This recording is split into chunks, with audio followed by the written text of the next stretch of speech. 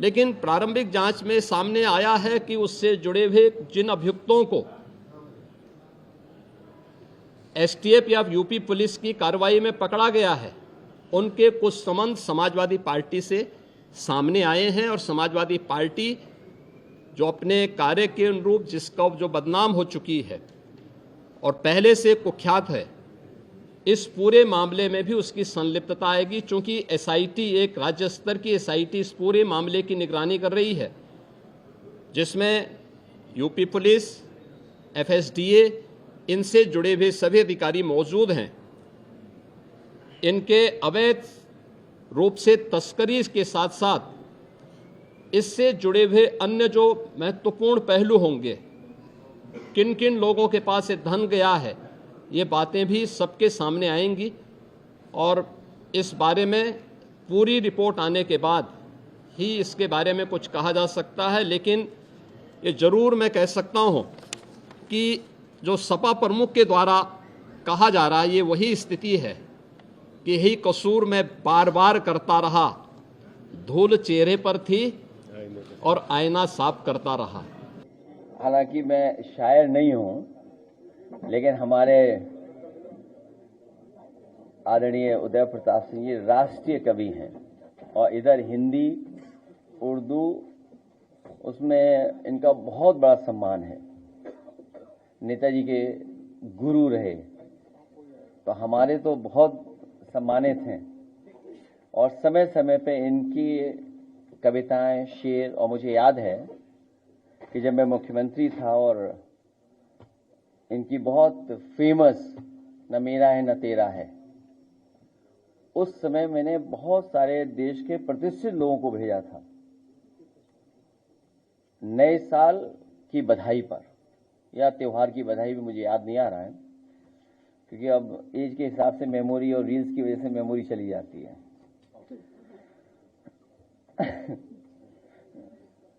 अपना चेहरा न पोंछा गया आपसे, अपना चेहरा न पोंछा गया आपसे, आईना बेवजह तोड़कर रख दिया। जो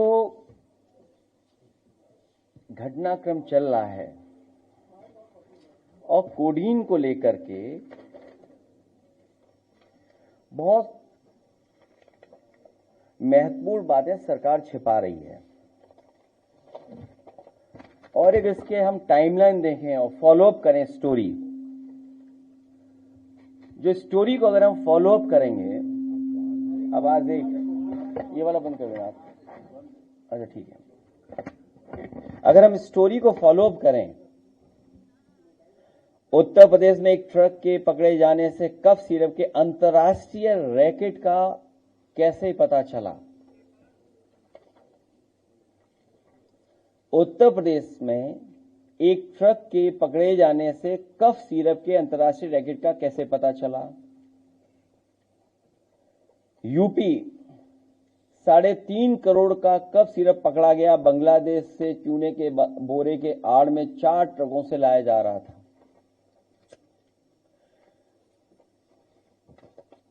36 जिलों में 118 से अधिक एफआईआर। यूपी में कफ सिरप का काला कारोबार, पढ़ें इस कांड की पूरी कहानी। कोडीन सिरप माफिया कौन? 5 तरह के फर्जी फर्म, पूर्वी यूपी एवं बांग्लादेश, हब और नेक्सस।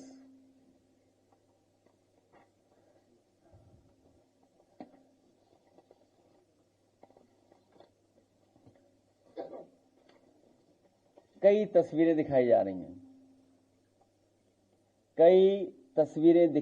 रही हैं, तो अगर हम तस्वीरों का ही सब कुछ ठीक मान लें और मेरे साथ खड़ा होने वाला ही अगर माफिया है, तो मेरी तस्वीर तो मुख्यमंत्री जी के साथ भी है, मेरी तस्वीर डिप्टी सीएम साहब के साथ भी है, मेरी तस्वीर दूसरे हाफ उनके साथ भी है। तो अगर मेरी तस्वीर और मुख्यमंत्री जी की तस्वीर आप देखते हैं तो माफिया किसको पाएंगे आप? लगता है धूल कैमरों की उस पर लग गई है। मैं मजबूरी समझ सकता हूं। 2006 में सोना लूटने के आरोप में गिरफ्तार, अब कब सीरप कांड में चढ़ा हत्थे, जानिए बर्खास्त सिपाही का आपराधिक इतिहास। सोचिए कितनी पुरानी खबर है।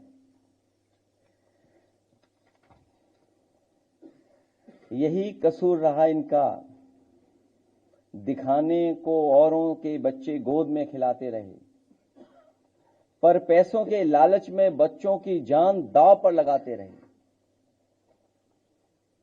यही कसूर रहा इनका, ये अपनों को हर हाल में बचाते रहे, उनके गुनाह छिपाते रहे। जब खुलने लगा राज इनका तो औरों पर इल्जाम लगाते रहे। यही कसूर रहा इनका, पहनकर लिबास शराफत का लोगों के एतवार में सेंध लगाते रहे, गिराकर औरों के घर मकान दुकान अपना गोरख धंधा चलाते रहे।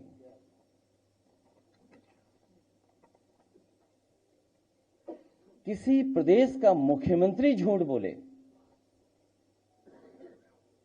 और उसके साथ खड़े हुए जो पसंद नहीं कर सकते मुख्यमंत्री को, वो झूठ बोले, तो कल्पना कर सकते हैं कि प्रधानमंत्री के क्षेत्र में इतना बड़ा रैकेट चल रहा हो। सवाल ये नहीं यूपी में चल रहा है, बड़ा सवाल यह है कि प्रधानमंत्री के संसदीय क्षेत्र से चल रहा था और कोई 100, 200, 300 करोड़ का नहीं है। सुनने में आ रहा है 700 कंपनियां, कई हजार करोड़ का इंटरनेशनल मसला है ये। जब ये खुद फंसने लगे तो एक आध तस्वीर जो दिखा करके ये बता रहे हैं कि समाजवादी पार्टी के, तो मैं समाजवादी पार्टी की तरफ से मांग करता हूं कि जो जो माफिया हैं उन पर बुलडोजर चलना चाहिए। अगर वो समाजवादी पार्टी का है जिसकी तस्वीर उन्होंने दिखाई है, जिसका कई हजार स्क्वायर फीट में, कई हजार स्क्वायर फीट में घर है, जिसमें वैल्यूएशन करने वाले भाग गए, और फिर उससे जुड़े हुए जितने माफिया हैं और जो अधिकारी हैं, आप कंफ्यूज मत होइएगा।